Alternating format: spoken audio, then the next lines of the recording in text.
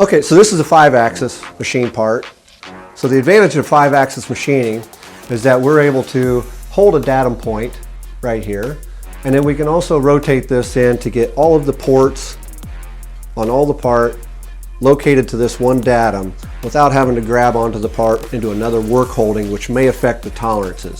So we're reducing our cost, and again, this whole part is done in just 2 work holdings, the entire part.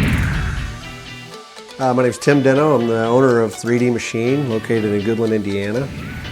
We have waterjet capabilities, we have laser capabilities, we have fabricating capabilities, we have horizontal CNCs with pallet changers, we have vertical machining centers with pallet changers, we have Swiss machining now, we have twin spindle lathes with live tool and Y-axis. We've expanded our machining capabilities with a 20-foot router now with 2 heads on it. And we want to partner with you with our new capabilities and being able to bring you better, faster parts at a more economical price.